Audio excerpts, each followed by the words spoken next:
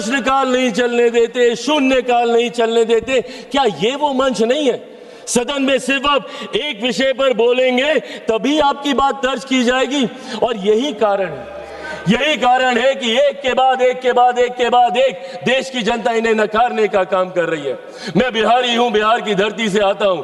जयप्रकाश नारायण जी ने बिहार की धरती पर ही वहां के गांधी मैदान में संपूर्ण क्रांति का आह्वान किया था, और वो संपूर्ण क्रांति का आह्वान कांग्रेस की सत्ता को ही उखाड़ फेंकने के लिए किया था। उन्होंने कहा था, सिंहासन खाली करो कि जनता आती है। और आज वही काम देश की जनता के समर्थन से मेरे प्रधानमंत्री कांग्रेस मुक्त भारत करने का कर रहे हैं। क्यों? क्योंकि आपका आचरण ऐसा है। इस तरीके के आचरण को कतई नहीं स्वीकारा जा सकता। सदन में इस तरीके से आना, टेबल पर चढ़ जाना। मैं खुद सनातनी हूं, मैं मानता हूं अगर ये लोकतंत्र का मंदिर है तो यहाँ पे रखे कागज, टेबल, कुर्सी मां सरस्वती का रूप है। किस तरीके से आप कागज फाड़ते हैं, एसजी साहब के टेबल पे आप खड़े हो जाते हैं, चेयर तक आप जाने का काम करते हैं। इस तरीके का आचरण, और कैसे हम इसको न्यू नॉर्मल मान लें? क्योंकि ये आचरण निरंतरता में होता गया तो परंपरा बन जाएगी, और परंपराएं उदाहरण बन जाएंगी। और कल जो हमारी जगह यहाँ पे बैठा होगा वो आज का उदाहरण दे रहा होगा। इसीलिए जरूरी है आज की तारीख में हमें अपने आचरण को सुधारने की। एक के बाद एक, जब मैं विपक्ष की जिम्मेदारियों की बात करता हूं, लोकतंत्र की खूबसूरती है सत्ता पक्ष विपक्ष। जहां सत्ता अपनी बात रखेगी, विपक्ष अपनी बात रखेगा। क्या है इनका ऑल्टरनेट विजन? एक विजन बता दें मुझे। अगर सरकार ये गलत कर रही है तो ये चीजें हैं, आप इसको सही कीजिए। ऑल्टरनेट विजन आप देंगे नहीं, सिर्फ आरोप लगाएंगे और लोगों को भ्रमित करने का काम करेंगे। आज तक इन लोगों को सिर्फ विपक्ष ने डराकर अपनी तरफ करने का काम किया। एक के बाद एक ऐसे मुद्दे उठाते हैं और उसको लेकर भ्रम फैलाने का काम करते हैं।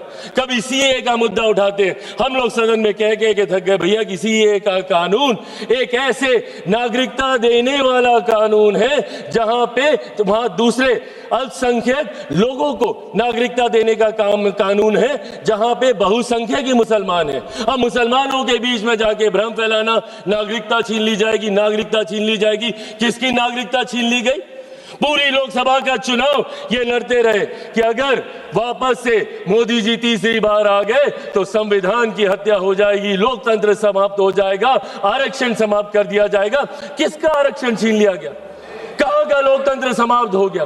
कौन से संविधान की हत्या कर दी गई? एक के बाद झूठ बोलना और इस तरीके से लोगों को भ्रमित करना। और अब नया हथियार इनको मिला एसआईआर को लेकर सदन नहीं चलने देंगे, उसको लेकर हंगामा करेंगे। अरे प्रभु, एसआईआर पहली बार थोड़ी हुआ, आपके समय पे भी हुआ था। उस वक्त क्या हो गया एसआईआर को लेकर? और एसआईआर का जवाब तो बिहार की जनता ने दिया ना। एलओपी गए थे वहां पे 10-12 दिन वहां पे करके आए और ऐतिहासिक हार वहां पे दर्ज करा कर आए। अपने साथी दलों की भी ऐतिहासिक हार वहां पे दर्ज करा कर आए। हकीकत यह है कि एसआईआर नहीं, जो ये वोट चोरी बोलते हैं, वोट चोरी नहीं, इनका जनादेश चोरी होता जा रहा है। और इस बात का एहसास ही इनको नहीं हो रहा। क्यों? क्योंकि ये अपनी अंतरात्मा में झांक के नहीं देखते। इनको आरोप लगाना है पर आत्ममंथन नहीं करना। इनको दूसरे से सवाल पूछने हैं बट खुद से कभी सवाल नहीं करने, और यही कारण है। और आज एक व्यक्ति का विरोध करते करते, मेरे प्रधानमंत्री का विरोध करते करते अब देश का विरोध करने लग गए। एआई समेट जहां पे अंतरराष्ट्रीय जगह से लोग आए हैं, इंटरनेशनल मीडिया वहां पे मौजूद है। और क्या कर रहे हैं आप? और एक ऐसा समिट जहां पे दूसरे देशों के राष्ट्रीय अध्यक्ष आकर हमारी प्रणाली की तारीफ कर रहे हैं, जिसका विरोध इन्होंने उस वक्त भी किया था। यूपीआई के वक्त इन्होंने कहा था कैसे होगा, एक औरत जो ठेले पे है वो कैसे उसकी पेमेंट करेगी, पॉश मशीन कहां से लगेगी। और आज उसी की तारीफ फ्रांस के राष्ट्रीय अध्यक्ष करके जा रहे हैं। और उस समिट में इन्होंने देश को अपमानित करने का काम किया। डेड इकोनॉमी बुलाते हैं हमारे देश को ये, जबकि दूसरे लोग और अर्थशास्त्री इस बात को मानते हैं कि India is one of the fastest growing economy. Global challenges होने के बावजूद हमारी अर्थव्यवस्था मजबूत होती जा रही है। क्या ये सामान्य बात है कि दहाई के आंकड़े से धीरे धीरे हम लोग करते करते चौथे नंबर पर आ गए? आने वाले दिनों में वो दिन भी दूर नहीं जब हमारा देश दुनिया की तीसरी सबसे बड़ी अर्थव्यवस्था होगा। और ऐसे में आप हमारे देश की इकोनॉमी को और हमारे ही लोग हमारे देश की इकोनॉमी को हमारे ही लोग डेड इकोनॉमी बताने का काम कर रहे हैं। इसीलिए आज इस मंच के माध्यम से बस मैं ये आग्रह करूंगा, एक बार मदद कर दें, कहाँ पे दे तो दो। इसीलिए आज इस मंच के माध्यम से मैं आग्रह करूंगा और विपक्ष से भी करूंगा, and I think it's our collective responsibility. जहां चुनाव लड़ना था हम लोग लड़ आए, जितने आरोप प्रत्यारोप करने थे हम कर आए, और हमें कई मौके मिलेंगे। अभी फिर असम में मौका मिलेगा, बंगाल में मिलेगा, हर राज्य में मिलेगा। जब तक वन नेशन वन इलेक्शन नहीं आता, हमें हर दूसरे तीसरे महीने हमें मौका मिलता रहेगा आरोप प्रत्यारोप करने का। पर सदन को तो इससे बख्शे। Let it be a collective responsibility of all of us to come together। और यहाँ पे बात हो, और बात होनी जरूरी है। सहमति असहमति की बात नहीं है, बात होनी जरूरी है।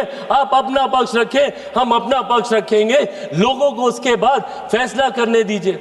आप राष्ट्रपति जी के अभिभाषण पे आपके पास पूरा समय था, आप राष्ट्रपति जी के सम्मान की बात करते हैं। क्या आप बताइए, उनके अभिभाषण पे आए धन्यवाद प्रस्ताव का इस तरीके से निरादर करना, क्या ये उनका अपमान नहीं था?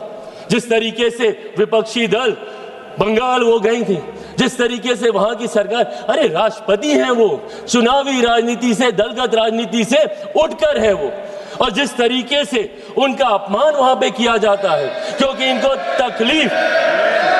तकलीफ इस बात की है कि देश के सबसे वंचित वर्ग से आने वाली एक महिला देश के सर्वोच्च पद पर जाके बैठी है, ये बात इन्हें चुभती है। और इसीलिए राष्ट्रपति जी के अभिभाषण पर ये अपनी बातों को नहीं रखने देना चाहते। अंत में महोदय, मैं बस ये कहना चाहूंगा, आज जिनके खिलाफ ये अविश्वास प्रस्ताव लेकर आए हैं, आदरणीय ओम बिरला जी, हम सब जानते हैं, और दिल पे हाथ रखकर इनमें से किसी से भी पूछेगा, हर व्यक्ति कहेगा कि ऐसे स्पीकर जिन्होंने दलगत राजनीति से उठकर हर किसी का सम्मान करने का काम किया। एक मिनट माननीय सदस्य, एक मिनट। माननीय सदस्यगण, सदन की सहमति हो तो सभा की कार्यवाही 7 बजे तक के लिए बढ़ा दी जाए।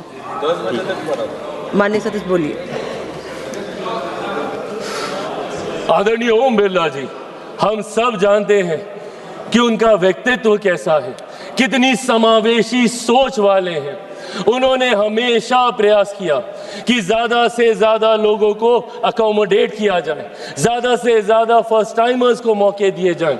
दुनिया भर के प्रोग्राम्स उन्होंने चलाए, इंटरेक्टिव सेशंस उन्होंने चलाए, और वो आज से इस चेयर पे थोड़ी बैठे हैं, उनका अपना अनुभव है। पिछली लोकसभा में भी वो इस चेयर पे बैठकर इस सदन का संचालन करते रहे, और खूबसूरती से करते रहे। और किसी से भी पूछेगा, हर कोई मानेगा कि कतई उनके आचरण में, उनके व्यवहार में, या उनकी समावेशी सोच में अगर किसी को किसी बात की तकलीफ हो, पर इन लोगों को दिक्कत इसी बात की होती है कि भाई, अगर कुर्सी पे बैठा कोई व्यक्ति ऐसे फैसले ले रहा है जो देश हित में है, जो राष्ट्र निर्माण में है, हमारी सरकार ऐसे प्रस्ताव लेकर आ रही है, तो कैसे ये उसका समर्थन कर सकते हैं? आज पूछिए इनको किस बात की तकलीफ है मेरी सरकार से। इस बात की तकलीफ कि आज राष्ट्रीय स्तर पर ही नहीं, अंतर्राष्ट्रीय स्तर पर मेरे प्रधानमंत्री के नेतृत्व में हम लोग हर सेक्टर में आगे बढ़ने का हम लोग काम कर रहे हैं।